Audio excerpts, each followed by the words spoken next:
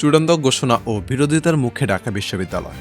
আগের পর্বগুলোতে আমরা দেখেছি কিভাবে ঢাকা বিশ্ববিদ্যালয় প্রতিষ্ঠার স্বপ্ন অঙ্কুরিত হয়েছিল পূর্ব বাংলার মানুষের মনে, এবং সেই পথে নবাব পরিবারের জমি অধিগ্রহণ নিয়েও কিছু জটিলতার সৃষ্টি হয়। কিন্তু ইতিহাসের চাকা তখন দ্রুত ঘুরতে থাকে। 1912 সালের সেই মহেন্দ্রক্ষণ ভারতের ভাইসরয় লর্ড হার্ডিঞ্জ ঢাকায় এসে তখন বিশ্ববিদ্যালয় প্রতিষ্ঠার ঘোষণা দিলেন। তখন ছিল পূর্ব বাংলার পিছিয়ে পড়ার জনগোষ্ঠীর জন্য এক বিশাল স্বস্তির নিঃশ্বাস। কিন্তু এই ঘোষণার পেছনে কাজ করেছিল বিশেষ কিছু সুপারিশ। এই ঘোষণার পর থেকে স্যার রবার্ট নাথনের নেতৃত্বে একটি কমিটি গঠন করা হয়। উদ্দেশ্য ছিল বিশ্ববিদ্যালয়ের জন্য একটি বিস্তারিত কাঠামো তৈরি করা।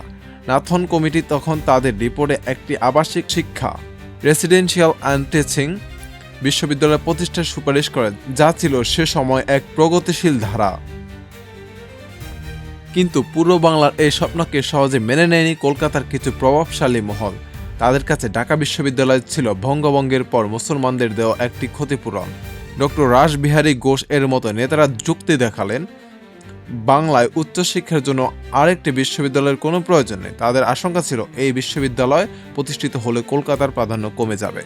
মুসলিম নেতাদের নিরলস চেষ্টা, বিরোধিতার মুখেও হার মানেনি নবাব সলিমুল্লাহ, নবাব আলী চৌধুরী এবং শেরে বাংলা AKM ফজলুল হকের মতো দূরদর্শী নেতারা। তাদের নিরলস তদরি ও যুক্তি নির্ভর আন্দোলনে সরকার তার প্রতিশ্রুতি থেকে সরতে পারেনি।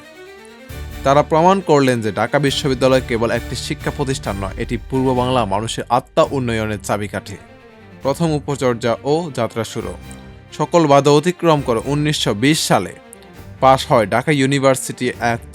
অবশেষে 1921 সালে 1 জুলাই ডক্টর PJ হার্টগকে প্রথম উপাচার্য হিসেবে নিয়োগের মাধ্যমে যাত্রা শুরু করে প্রাচ্যের অক্সফোর্ড খ্যাত ঢাকা বিশ্ববিদ্যালয়।